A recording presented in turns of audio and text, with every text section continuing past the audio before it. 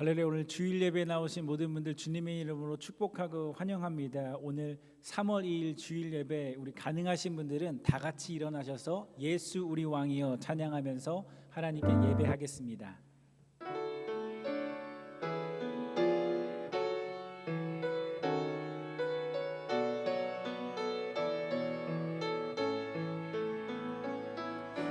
예수 우리 왕이여 이곳에 오셔서 우리가 왕께 드리니 찬광을 받아 주소서. 우리는 주님의 백성, 주님은 우리 왕이라. 왕이신 예수님 오셔서 좌정하사 다스리소서. 예수 우리 주시여 이곳에 오셔서 우리가 주께 드리니 찬양을 받아 주소서. 우리는 주님의 종들, 주님은 우리 주시나. 주 대신 예수님 오셔서 이 찬양을 받아 주소서. 우리 다 같이 사도신경으로 우리의 신앙을 고백하겠습니다. 전능하사 천지를 만드신 하나님 아버지를 내가 믿사오며 그 외아들 우리 주 예수 그리스도를 믿사오니 이는 성령으로 잉태하사 동정녀 마리아에게 나시고 본디오 빌라도에게 고난을 받으사 십자가에 못 박혀 죽으시고 장사한 지 사흘 만에 죽은 자 가운데서 다시 살아나시며 하늘에 오르사 전능하신 하나님 우편에 앉아 계시다가 저리로서 산자와 죽은 자를 심판하러 오시리라. 성령을 믿사오며 거룩한 공회와 성도가 서로 교통하는 것과 죄를 사하여 주시는 것과 몸이 다시 사는 것과 영원히 사는 것을 믿사옵나이다. 아멘. 우리 참 아름다워라 찬송가 478장 찬양하겠습니다.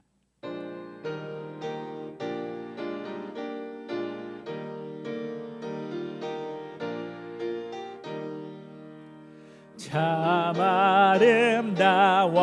아름다워라 주님의 세계는 저 솔로몬의 옷보다 더 고운 백합화.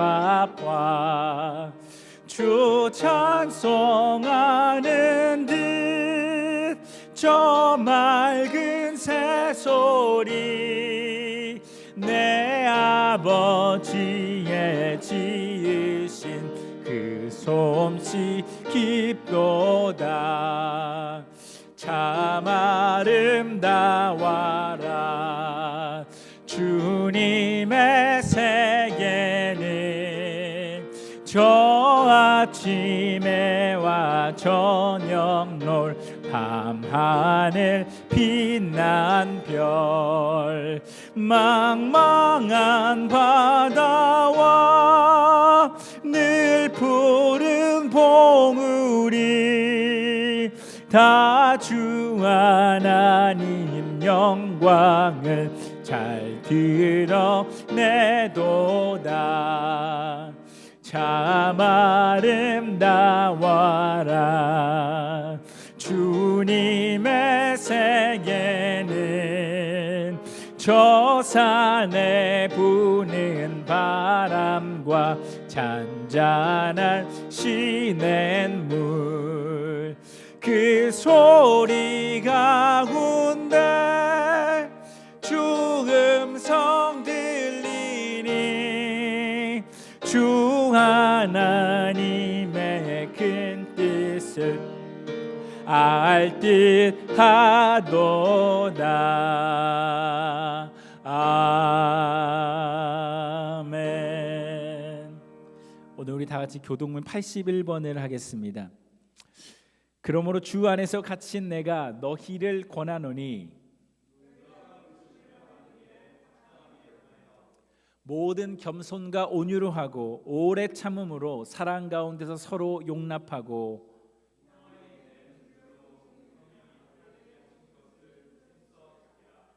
몸이 하나요 성령도 한 분이시니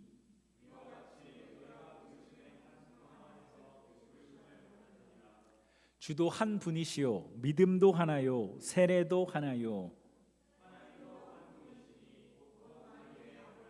다 같이 하겠습니다.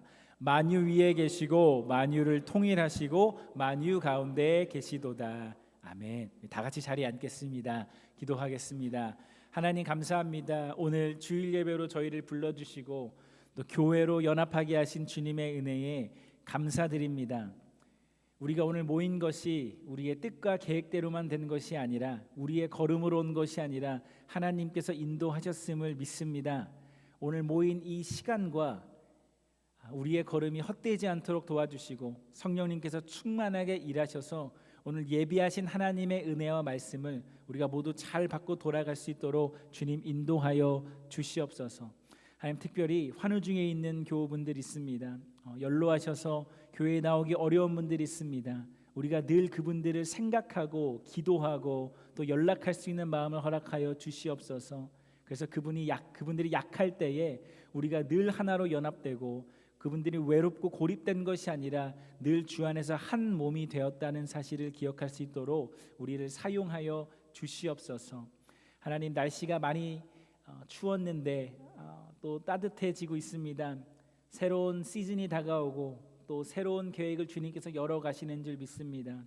우리의 걸음을 인도하신 하나님을 신뢰하며 우리가 한 걸음 한 걸음 내디딜 때 하나님 우리에게 믿음 주시고 소망 주셔서 세상이 줄 수 없는 기쁨과 감사를 가지고 날마다 믿음의 여정을 전진할 수 있도록 주님 인도하여 주시옵소서. 우리 교회가 붙들고 이웃을 섬기는 사역들이 있습니다. 푸드 팬트리 미니스트리 주님 기억하여 주셔서 일할 사람들을 붙여주시고 재정이 넉넉하게 그것들을 채울 수 있도록 축복하여 주시고 또 우리 푸드 팬트리를 통해서 음식을 제공받는 많은 이웃들의 마음속에 하나님의 사랑과 도움이 전달될 수 있도록 우리를 사용하여 주시옵소서. 네팔에서 선교하시는 김강성 선교사님 위해서 기도합니다. 외롭지 않게 하시고 교회가 기도하고 있음을 기억하게 하시고 우리가 힘이 닿는 대로 그를 서포트할 수 있도록 도와주셔서 학교 사역하고 또 네팔에 있는 미래 세대들을 하나님의 자녀들로 세워가는 이 아름다운 일들이 날마다 결실을 맺고 하나님께 기쁨 될 수 있도록 주님 도와 주시옵소서. 오늘 예배의 시종을 주님께 맡깁니다. 성령님만 일하시고 주님만 영광을 받아 주시옵소서. 오늘 일하실 주님께 감사드리며 살아계신 예수님 이름으로 기도드리옵나이다. 아멘.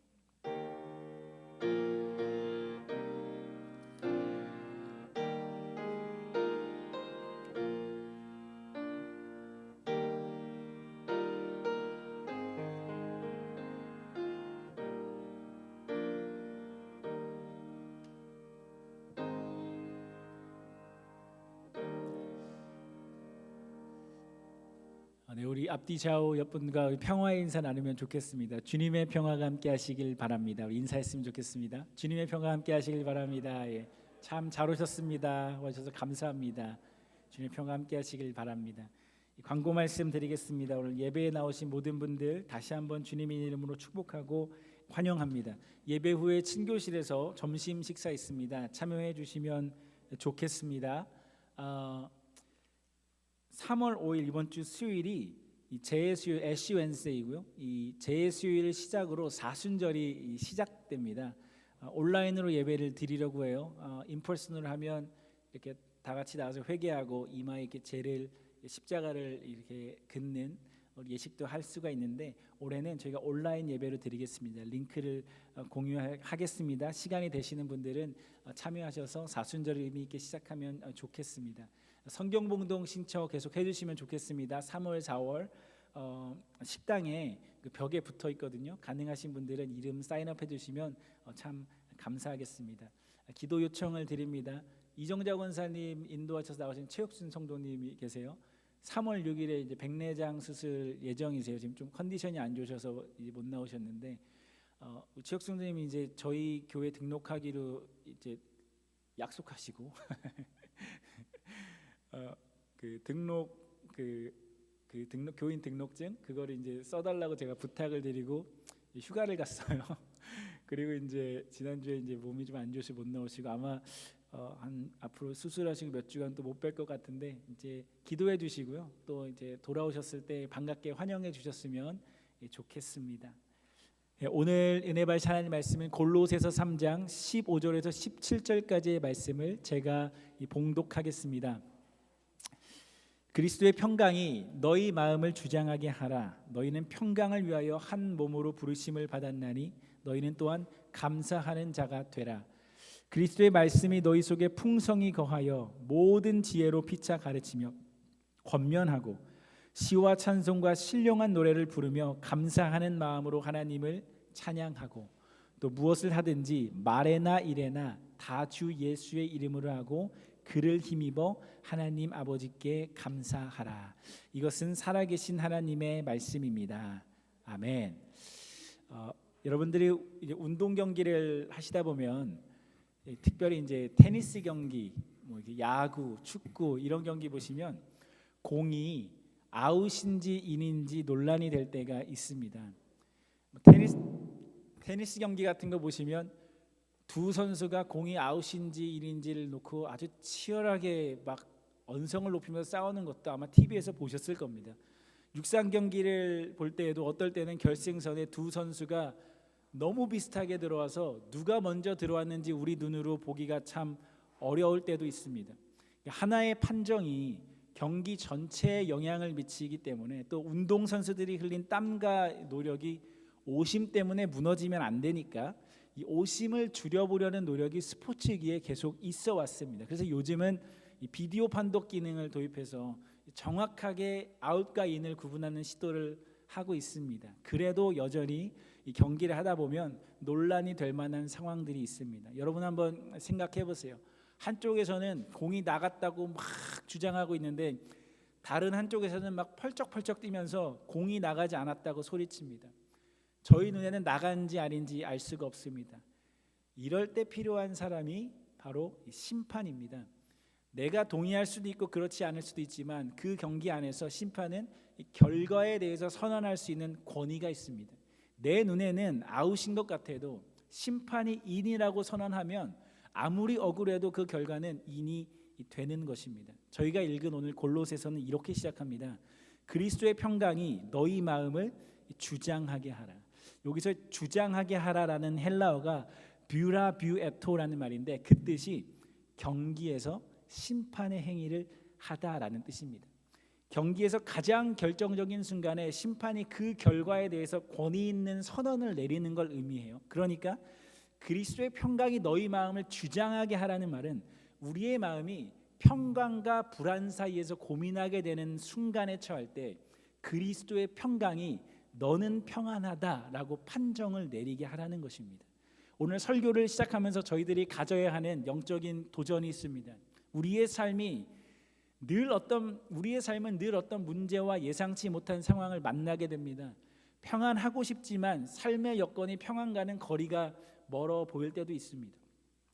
우리가 평안과 불안 사이에서 갈등해야만 하는 그 순간에 걱정과 불안이 우리의 삶을 주장하는 것이 아니라 우리를 향해 평안하다라고 판정하시는 그리스도의 평강이 우리 가운데 들려지고 있는가?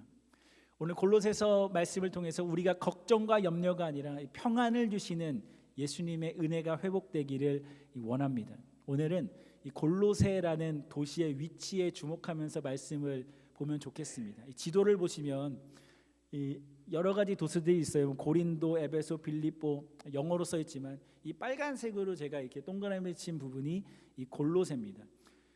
바울이 교회를 세우고 다녔던 도시들은 대부분 큰 도시들입니다. 왜냐하면 예루살렘, 고린도 이런 데들은 다 해안 도시이거나 해안에서 그리 멀지가 않습니다. 해안에서 멀지 않는다는 말은 특별히 교통이 당시에 지금처럼 뭐 자동차가 다니는 때가 아니기 때문에, 해안에서 멀지 않는다는 말은 교통이 발달하고 유동인구가 많고 무역 규모가 커지고 경제 규모가 커진다는 말이에요. 자연스럽게 큰 도시가 될 가능성이 많았습니다. 그런데 골로새라는 도시는 내륙 깊이 위치하고 있습니다. 해안가는 아주 멀리 떨어진 곳에 있는 도시였어요. 무역도 했고 도시라고 불리기는 했지만 다른 도시들에 비하면 굉장히 작은 도시였습니다. 골로새라는 도시의 규모 자체가 작았기 때문에 자연히 골로새 교회도 큰 교회의 규모이기보다는 작은 교회, 아주 작은 교회 공동체를 이루게 되었습니다. 초대교회들은 물론 지금 저희 현대 교회들과 비교하면 모두 작은 교회죠. 그럼에도 불구하고 로마라는 큰 도시에는 5개의 가정교회들이 있었고 각 교회에는 20명에서 많게는 50명의 성도들이 있었다고 해요. 아주 러프하게 저희가 계산을 해도 적어도 로마에는 100명, 많게는 250명 정도의 성도들이 있었다는 것입니다. 큰 도시라 그래요. 근데 골로새라는 이 교회의 저희가 규모는 정확히 알 수 있지만 어떤 학자들은 이렇게까지 주장해요. 골로새 교회가 초대 교회들 가운데 아마 가장 작은 교회였을 것이다. 그러니까 규모가 굉장히 작은 거예요. 몇 명 모이지 않아요. 작은 공동체로서 골로새 교인들이 하나로 똘똘 뭉치기도 하고요. 또 한 교회 한 가족이라는 공동체 의식도 가지고 있어요. 그런데 이 교회의 문제는 평안이 없었다는 겁니다. 늘 교회가 불안한 거예요. 흔들리는 거예요. 여러분이 큰 크루즈를 타고 여행을 해보시면 잘 아시겠지만 웬만한 파도가 아니고서는 배가 흔들리지 않습니다. 그러니까 파도가 배를 때리지 않아서가 아니라 배가 크면 어느 정도 파도로는 요동하지 않습니다. 영향을 받지 않습니다. 근데 여러분 작은 카약을 타보시면 바다가 아니라 호수에만 나가셔도 바람이 만들어내는 작은 물결에 카약 전체가 흔들립니다. 그리고 그 흔들리는 물결을 내가 온몸으로 느껴야 돼요. 바다에서 일렁이는 파도와 비교하면 너무도 작은 물결이에요. 그래도 배 전체가 흔들립니다. 왜냐하면 배의 규모가 작아서 그래요. 로마 교회는 크루즈 같은 교회입니다. 골로새 교회와 비교하면 로마 교회는 요즘으로 치면 대형 교회입니다. 큰 교회에 한두 사람이 불평하고 부정적인 생각을 말하고 설령 교회를 떠난다 할지라도 교회는 가던 방향을 무리 없이 나갈 수 있습니다. 예배도 똑같이 드리고 사역도 계속 진행할 수가 있어요. 그런데 골로새 교회는 작은 카약과 같은 공동체예요. 큰 파도가 아니라 한 사람이 일으키는 작은 물결에도 교회 전체가 요동하는 거예요.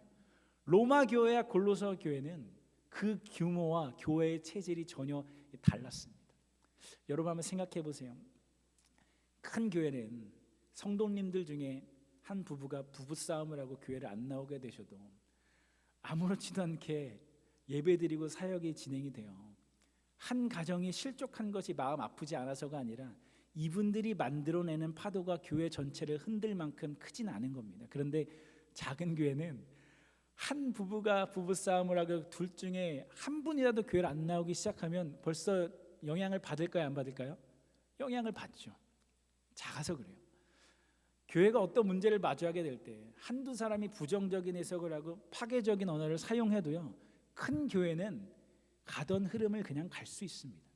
근데 작은 교회는 한두 사람이 부정적인 말과 행동을 하기 시작하면 그 영향이 교회 전체를 흔들어 버려요. 똑같은 크기의 파도지만 어떤 배인가에 따라 느껴지는 충격이 전혀 다른 겁니다. 그래서 여러분 로마서를 읽어보시면 굉장히 큰 신학적 주제들을 다루고 있습니다. 예수님이 왜 하나님의 아들이신가? 구약의 사건들이 왜 예수님과 연관이 있는가? 구원은 무엇인가? 교회는 무엇인가? 아주 커다란 주제들을 다루고 있고 이것이 크루즈와 같았던 로마 교회를 흔드는 큰 파도였습니다. 그러니까 로마 교회를 지키고 세워가려면 바울은 이 큰 파도에 대한 신학적 대답이 필요했습니다. 그런데 골로새서의 다른 부분들을 여러분 읽어보시면 이런 말을 합니다. 남편들은 아내를 사랑해야 된다. 자녀들이 순종해야 된다. 용서하고 용납해야 된다. 이런 것면을 해요. 너무도 실천적이고 당연한 이야기를 합니다. 바울이 볼 때 작은 공동체였던 골로새 교회를 흔들고 무너뜨리는 요소는 대단한 신학적 차이가 아니라 매일 만나게 되는 사람들과의 관계 속에서 그리스도인들이 얼마나 사려 깊게 그리고 분명한 영적인 의도를 가지고 그리스도의 평강을 이루어내고 있는가, 이게 중요했다는 것입니다. 그래서 오늘 바울이 그리스도의 평강이 너희 마음을 주장하게 하라고 하면서 이렇게 말해요. 평강을 위하여 너희가 한 몸으로 부르심을 받았다. 그리스도의 평강이 저희들에게 왜 중요한가? 여러분이 우리가 마치 명상을 할 때 느낄 수 있는 단순한 평정심을 가지라는 말이 아니라, 나라는 한 사람의 삶에 그리스도의 평강이 없을 때 평강이 없이 말하는 나의 언어, 태도, 습관, 그리고 다른 사람들을 대하는 방식이 그리스도의 몸인 교회 전체를 흔들어 버리지 않게 하라는 것입니다. 문제는 다가옵니다. 예상치 못했던 상황도 벌어집니다. 그런데 문제가 파도를 만드는 것이 아니라 문제를 해석하고 받아들이는 우리의 방식이 파도를 만들어요. 그리고 그것이 나라는 한 개인의 삶의 문제뿐만이 아니라 하나님의 공동체가 흔들리는 이유가 된다는 것이, 바로 이런 점에서 오늘 바울의 권면을 다시 들으면 좋겠습니다. 그리스도의 평강이 너희 마음을 주장하게 하라. 우리의 소견에 얼마나 문제가 크고 두렵고 불안한 일인가에 대한 것이 아니라 그리스도의 평강이 그 문제에 대해서 무엇이라고 선언하시는가를 듣고 순종해야 된다는 거예요. 심판이 경기에서 인과 아웃에 대한 최종 결정을 내리는 것처럼 여러분이 당면한 문제에 대해서 하나님이 무엇이라고 선언하시는가를 듣게 되기를 원합니다. 그럴 때 문제가 아니라 그리스도의 평강이 우리의 삶과 교회와 가정과 내가 속한 공동체의 방향을 이끌어가게 되는 줄 믿습니다. 예레미야서에서 이렇게 말씀하세요. 나 여호와가 말한다. 너희를 향한 나의 생각은 내가 아나니 재앙이 아니라 곧 평안이고 너희 장래에 소망을 주려 하는 생각이다. 오늘 여러분이 마주하고 계시는 문제가 무엇인지 생각해 보시면 좋겠습니다. 문제는 문제고 어려움은 어려움이고 힘든 건 힘든 일입니다. 맞습니다. 그럼에도 불구하고 우리 안에 소망과 평안이 있어야 될 줄 믿습니다. 왜냐하면 하나님께서는 평안하다라고 선언하시기 때문이에요. 오늘 여러분들에게 영적인 권면 드리고 싶습니다. 상황과 문제를 보지 마시고 평안을 선언하시는 하나님의 음성을 들으십시오.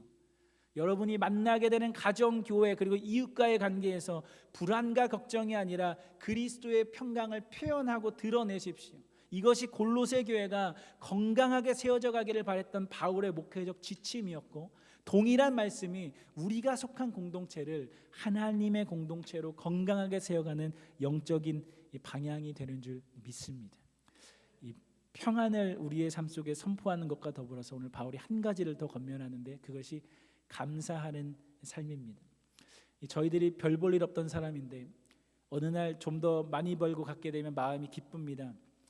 이 기쁜 마음이 생겨야 저희들이 하나님께 감사할 수 있다고 생각하는 것 같습니다. 그리고 내가 많이 있다가 예전만큼 갖지를 못하면 우리 마음에 실망이 찾아오고, 이 실망이라는 감정이 없어져야만 우리가 다시 감사할 수 있을 것 같기도 합니다. 제가 미국에 와서 먹었던 첫 식사를 사진으로 찍어 놓은 게 있어요. 그 첫 식사를 제 기념으로 어머니께서 싸주시는데 안 가져간다고 실랑이를 하다가 이 마지못해 가져온, 한국에서 미국까지 가져온 깻잎 무침이랑 안 가져간다고 했는데 넣어주신 고추장이랑 햇반 고추장 한 숟갈, 그러니까 깻잎 무침, 햇반, 이 고추장 한 숟갈을 먹었어요. 미국에 도착했는데 너무 피곤하고 정신도 없고, 외국을 처음 나가 보거든요. 레스토랑에 가서 영어로 주문할 용기가 안 나는 거예요. 미국에 가면 팁을 내야 된다는데 이거 계산은 어떻게 하는 건지 모르겠더라고요. 주방 한켠에서 기숙사에서 햇반을 돌려서 깻잎을 싸 먹는데 그날 일기에 제가 뭐라고 썼냐면 감사하다 썼습니다. 지금은 따뜻한 압력밥솥에 코스트코에 가서 프라임 비프도, 물론 제가 아내 눈치 보면서 돈을 써야 되지만 그래도 고기도 마음대로 구워 먹는 삶을 살아가지만, 그때를 돌아보면 참 기숙사 한켠에서 햇반 돌려 먹는 일이 뭐가 그렇게 감사하겠어요. 근데 그때를 돌아보면 참 저를 한번 생각해 보세요. 제가 방 한켠에 쭈그리고 앉아서 햇반에 고추장 찍어 먹는 거 생각해 보세요. 제가 생각해도 제가 좀 짠하고 안 돼 보이기도 합니다. 그런데도 감사했어요. 정말 감사했어요. 그 감사한 마음이 아직도 생각이 나요. 뭐가 그렇게 감사할까? 무엇을 먹어서 감사한 것이 아니라 참 미국이라는 이 알 수 없는 나라에서 무엇을 먹고 있던 하나님이 보내셨고 하나님이 주셨고 또 하나님이 나를 붙들고 계시구나. 이게 생각이 났던 것 같아요. 나의 여정이 앞으로 걸어갈 길이 하나님의 손에 있구나. 이 은혜가 나를 감싸고 나의 인생을 움직여갈 때 우리가 감사할 수 있는 줄 믿습니다. 하나님이 늘 어제보다 더 주시지는 않습니다. 하나님이 때로는 길을 막으시고 주셨던 것을 거두기도 하세요. 사업이 잘 안 될 수 있죠. 건강에 문제가 생길 수 있죠. 생각했지 못한 어려움 만날 수 있습니다. 오늘 바울이 하나님 아버지께 감사하라고 말하는데 어떻게 하냐면 이렇게 말해요. 무엇을 하든지 말에나 일에나 다 주 예수의 이름으로 하고 그를 힘입어 감사하라는 거예요. 우리의 삶이 잘 풀리고 계획대로 모든 일이 잘 될 때 갖게 되는 기쁜 감정을 힘입어 감사하는 것이 아니라 우리가 십자가에 달리시기까지 우리를 끝까지 사랑하시고 책임지신다는 것을 선포하신 그리스도의 평강을 힘입어 감사하는가. 이것이 오늘 바울이 저희들에게 묻는 감사에 관한 영적인 질문입니다. 이 빌립보서에 바울이 또 이렇게 말해요. 내가 비천에 처할 줄도 알고 풍부에 처할 줄도 알아 모든 일에 배부르며 배고픔과 풍부와 궁핍에도 일체의 비결을 배웠노라. 내게 능력 주시는 자 안에서 내가 모든 것을 할 수 있느니라. 오늘 바울이 말하는 평안 그리고 감사는 내가 얼마나 평안할 수 있는가에 대한 계산이 아니라 누가 나에게 평안을 주시고 감사의 이유를 주시는 능력 있는 분인가에 대한 믿음이었습니다. 내 손에 든 것이 없어 보여도 바울이 당당하고 편안했고 감옥에서도 이게 찬송, 감사의 찬송을 부렸던 것은 능력을 주시는 하나님께서 변함없이 바울을 붙들고 계심을 믿었기 때문입니다. 감옥에서 듣는 내 상황이 말하는 소리가 아니라 너는 평안하다라고 선언하는 하나님의 음성을 들었기 때문입니다. 오늘 우리가 만나고 있는 삶의 환경과 조건이 감사할 만한 상황일 수도 있고 아닐 수도 있지만 내게 능력 주시는 하나님께서 나를 여전히 붙잡고 계시기 때문에 그분으로 인하여 그분을 힘입어 감사할 수 있는 저와 여러분 될 수 있기를 주님의 이름으로 축원합니다.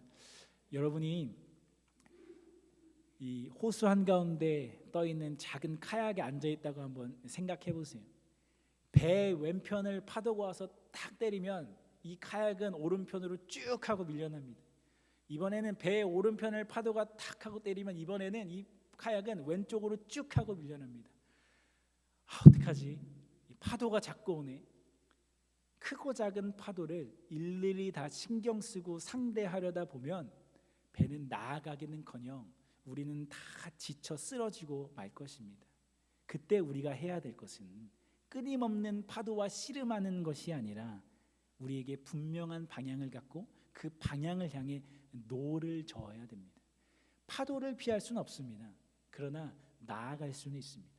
오늘 바울은 골로새 교회라는 작은 배에게 두 가지 영적인 노를 꼭 붙들라고 말하고 있습니다. 그것이 하나가 평안이라는 노이고 다른 하나는 감사라는 노입니다. 여러분의 삶에 큰 파도가 오고 가정의 위기가 오고 여러분이 속한 교회와 공동체의 다양한 문제들이 파도처럼 떠밀려 올 때 이 문제라는 파도는 우리가 멈출 수 없지만 우리가 평안과 감사라는 두 가지 노를 믿음으로 붙들 수는 있다는 거예요. 여러분 문제 가운데에서도 평안을 한번 선포해 보셨으면 좋겠어요.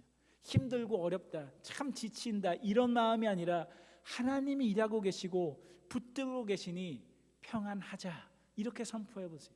아내에게 남편에게 우리 참 어렵다 힘들다 이런 대화가 이런 대화가 아니라 우리가 어렵지만 하나님이 붙들고 계시다는 것을 다시 믿어보자 이렇게 고백하는 것입니다. 나는 왜 이렇게 일이 안 풀리지 참 답답하네 이렇게만 생각하지 마시고 그럼에도 불구하고 하나님께서 평안을 선포하시니 감사해보자 이렇게 선포하는 것입니다. 이런 고백을 여러분의 마음속으로만 하는 것이 아니라 가정에서 교회에서 그리고 만나게 되는 모든 관계들과 대화 속에서 믿음으로 선포해 보시기를 바랍니다. 하나님께서 우리를 붙들고 계시다는 분명한 방향을 가지고 평안의 노와 감사의 노를 믿음으로 저어 가십시오. 작지만 하나님의 교회를 아름답게 이루어갔던 골로새 교회처럼 우리들이 파도에는 떠밀릴지언정 언제나 방향을 찾을 것입니다. 마침내 하나님의 은혜를 발견하게 될 것입니다. 그리고 그분의 능력을 힘입어 앞으로 나아갈 줄로 믿습니다. 이런 은혜가 저와 여러분에게 주어지는 한 주 되시기를 주님의 이름으로 축원합니다. 기도하겠습니다.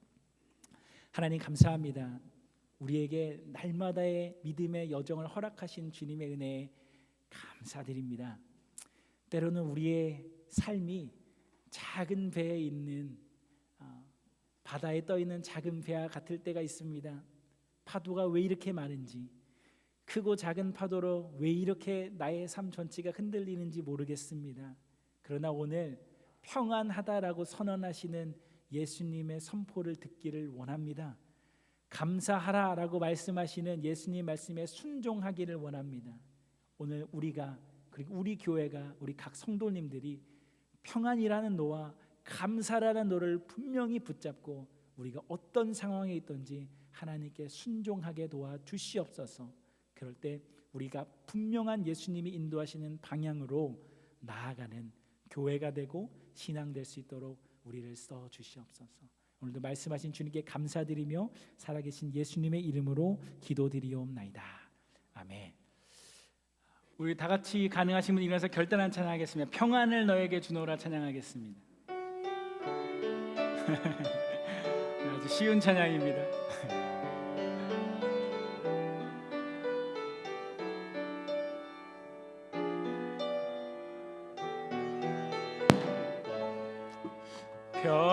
평안을 너에게 주노라. 세상이 줄 수 없는, 세상이 알 수도 없는 평안,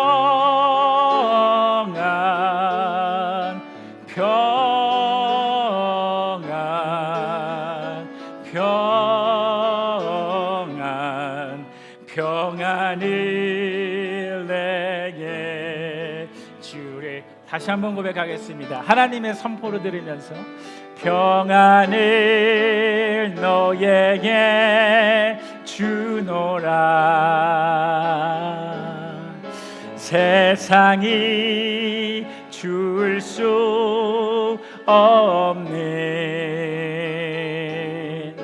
세상이 알 수도 없는 평안,